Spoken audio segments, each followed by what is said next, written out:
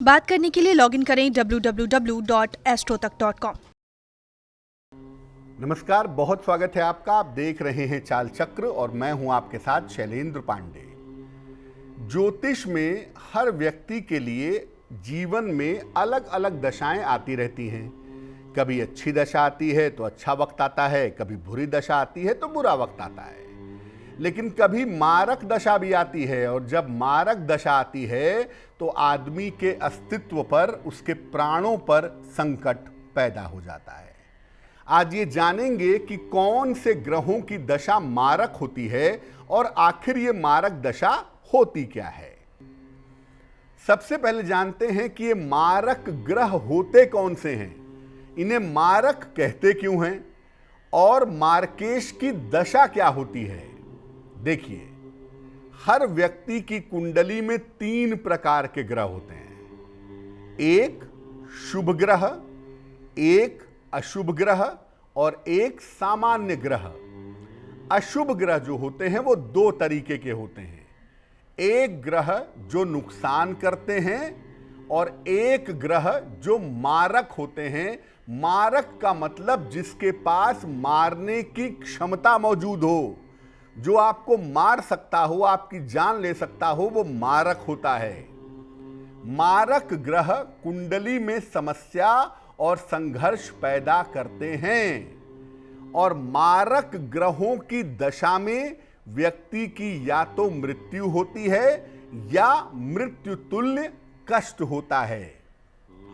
हर लग्न के लिए, राशि के लिए नहीं, हर लग्न के लिए अलग अलग ग्रह मारक होते हैं और जब मारक दशाएं चलती हैं, मार्केश दशाएं चलती हैं, तो इन दशाओं में सावधानी अगर आप नहीं रखेंगे तो इसके परिणाम बहुत गंभीर हो सकते हैं। इसलिए जब भी मारक दशा चले कुंडली के हिसाब से, उस समय हाई अलर्ट पर हो जाना चाहिए।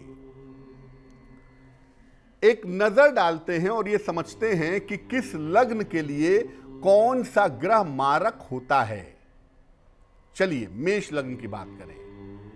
मेष लग्न के लिए शुक्र जो है वो परफेक्ट मारक है। सप्तम भाव द्वितीय भाव का स्वामी है, परफेक्ट मारक है मेष लग्न के लिए शुक्र।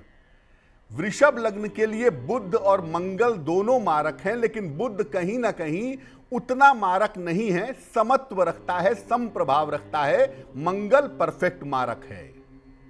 मिथुन लग्न के लिए चंद्रमा और बृहस्पति मारक हैं।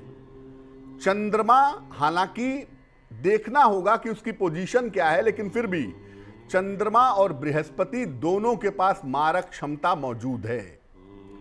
कर्क लग्न के लिए सूर्य और शनि दोनों मारक हैं। हालांकि सूर्य कर्क लग्न के लिए ज्यादातर सम रहता है, लेकिन फिर भी मारक होने की ताकत है उसके पास। सिंह लग्न के लिए बुध मारक होता है और बिल्कुल मारक रहता है।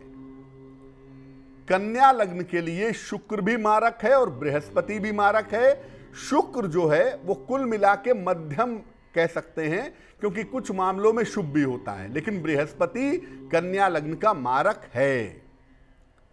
तुला लग्न का जो परफेक्ट मारक है वो मंगल है। द्वितीयेश भी है, सप्तमेश भी है, दूसरे खाने का मालिक भी और 7वें खाने का मालिक भी। तुला के लिए परफेक्ट मारक मंगल है। वृश्चिक लग्न के लिए बृहस्पति और शुक्र दोनों मारक हैं। हालांकि बृहस्पति मध्यम होता है क्योंकि ये शुभ परिणाम भी देता है, लेकिन शुक्र वृश्चिक लग्न का परफेक्ट मारक है। धनु लग्न के लिए बुध और शनि दोनों मारक हैं और ऐसा देखा गया है कि धनु लग्न में बुध की मारक क्षमता ज्यादा होती है।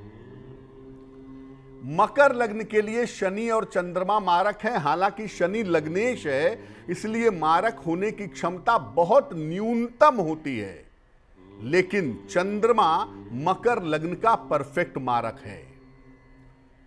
कुंभ लग्न के लिए सूर्य और बृहस्पति दोनों मारक हैं और दोनों के पास मारक क्षमता बहुत ज्यादा होती है। मीन लग्न के लिए मंगल और बुध मारक होते हैं। हालांकि मंगल थोड़ा बेहतर होता है, लेकिन बुध मीन लग्न का अच्छा मारक माना जाता है। अब मान लिया कि आपकी सूर्य की मारक दशा चल रही है, कर्क लग्न है आपका, कुंभ लग्न है आपका और सूर्य की मारक दशा चल रही है। क्या उपाय करेंगे बचने के?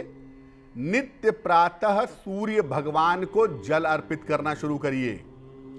आदित्य हृदय स्तोत्र का सुबह के समय पाठ करिए। रविवार के दिन किसी निर्धन व्यक्ति को गुड़ और गेहूं का दान करिए और रविवार को नमक का सेवन करना बंद कर दीजिए। रोज शाम को महामृत्युंजय मंत्र का 108 बार जप करिए, लेकिन विधि विधान से। अगर विधि विधान से नहीं कर पाते तो अमृत मृत्युंजय का या लघु मृत्युंजय का जप करिए।